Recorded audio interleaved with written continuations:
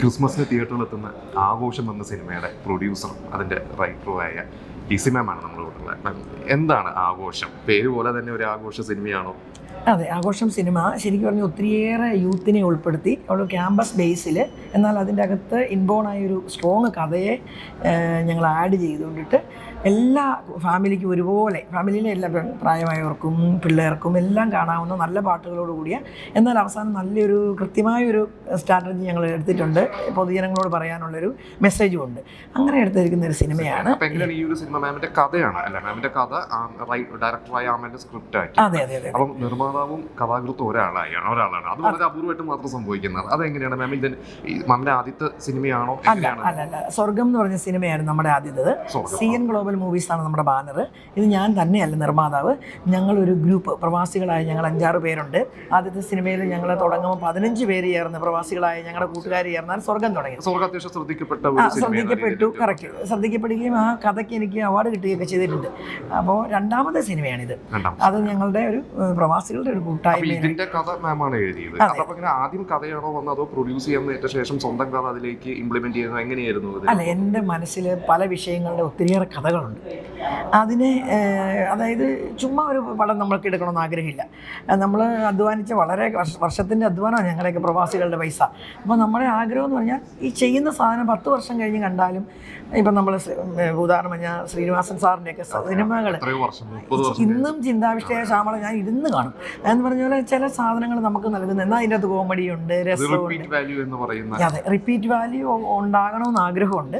അതോടൊപ്പം എന്നാൽ ഇപ്പോഴത്തെ പിള്ളേരുടെ സ്ട്രാറ്റജിയും വേണം. അവർക്ക് കയറണമെങ്കിൽ നമ്മൾ പണ്ട് പറഞ്ഞ ആ സ്ട്രാറ്റജി അവർ കയറില്ല.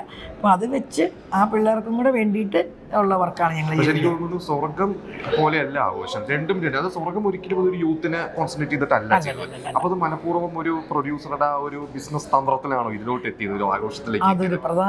രണ്ട് രീതിയിലാണ് മാർക്കറ്റ് ചെയ്യുന്നത്. ഞാൻ സ്വർഗത്തിന്റെ ലോഞ്ചിന്റെ സമയത്തൊക്കെ ഉണ്ടായിരുന്നു, പക്ഷെ അത് മാർക്കറ്റ് ചെയ്ത പോലെയല്ല ആഘോഷം മാർക്കറ്റ് ചെയ്യുന്നത്. അതെങ്ങനെയാണ്? ആ ഒരു ബ്രെയിൻ മാമിന്റെ തന്നെയാണ്. അതൊരു കറക്റ്റ് ക്വസ്റ്റ്യനാണ് ഇപ്പം ചോദിച്ച സാധനം.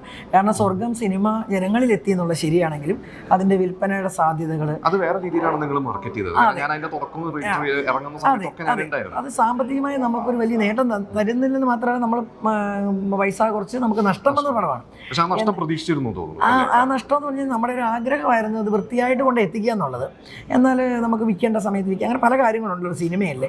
അപ്പോൾ അതിൻ്റെതായ കുറച്ച് സ്ട്രഗിളൊക്കെ വന്നു. പിന്നെ യൂത്ത് കയറിയാലാണ് നമുക്ക് നല്ല ലോങ് റണ്ണിൽ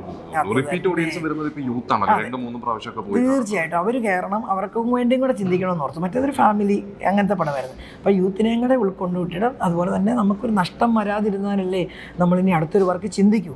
ലാഭമൊന്നുമില്ലേ പോലും, ഞങ്ങൾ ജോലി ചെയ്ത പ്രവാസികളാണ്, ഞങ്ങൾക്ക് ജോലിയുള്ളവരുമാണ് എല്ലാവരും. പക്ഷേ നമുക്ക് ലാഭത്തെക്കാൾ ഒരു നഷ്ടം വന്നാൽ, 2 പ്രാവശ്യം നഷ്ടം വന്നാൽ നമ്മൾ പിന്നീട് ഇത് നമുക്ക് പറ്റിയ പണിയല്ലെന്ന് നമ്മൾ തന്നെ ആരോഗ്യപരമായി മടുക്കും, മാനസികമായി മടുക്കും, റിസ്ക് ഉണ്ട്.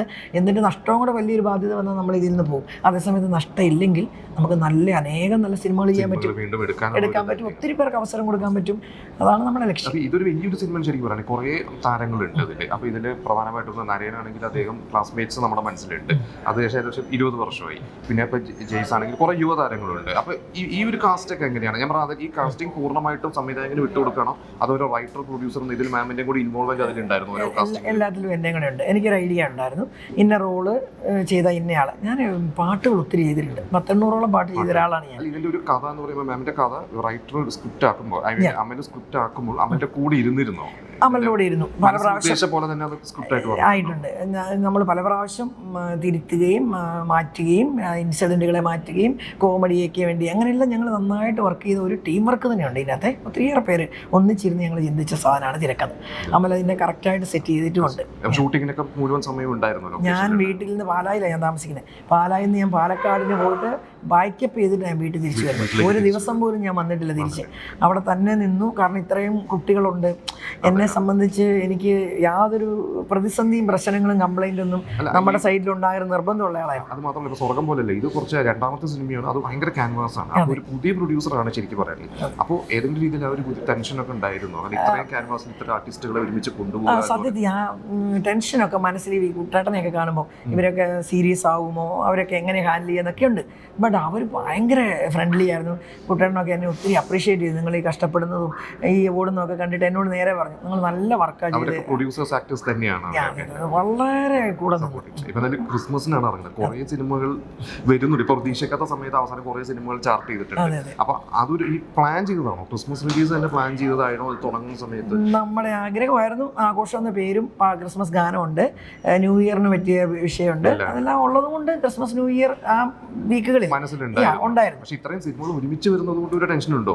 അത് നമുക്ക് തിയേറ്റേഴ്സും സ്പ്ലിറ്റ് ആയിട്ടൊക്കെ തിയേറ്റർ സ്പ്ലിറ്റ് ആവും, ഓഡിയൻസ് സ്പ്ലിറ്റ് ആവും. ബട്ട് നമുക്കും കിട്ടും. എന്താണെന്നറിയോ, മലയാളികളെ സംബന്ധിച്ച് ഞാൻ മനസ്സിലാക്കിയെടുത്തോളും അവർക്ക് ഇഷ്ടപ്പെട്ടാൽ അവർ 2-3 സിനിമ കാണും, അവധി സമയമൊക്കെ ആയതുകൊണ്ട്.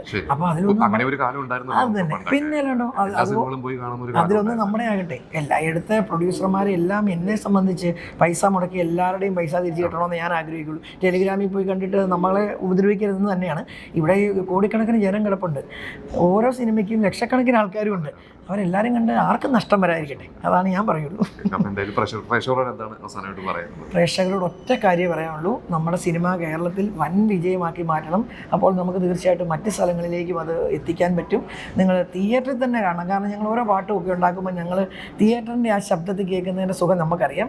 അപ്പോൾ ദയവായി നിങ്ങൾ ഞങ്ങളുടെ പ്രൊഡക്ഷൻ കമ്പനിയെയും ഞങ്ങളോട് വർക്ക് ചെയ്ത ആയിരക്കണക്കിന് മനുഷ്യരുണ്ട്, ആയിരക്കണക്കിന് ആൾക്കാരുടെ ഉപജീവന മാർഗവും കൂടെയാണ്, കലാകാരന്മാരുടെ ഉപജീവന മാർഗമാണ്. അപ്പോൾ ഞങ്ങളെ സപ്പോർട്ട് ചെയ്യുക, തിയേറ്ററിൽ കാണുക, ഞങ്ങൾക്ക് വേണ്ടി പ്രാർത്ഥിക്കുക, അതാണ് പറയാനുള്ളത്. Thank you.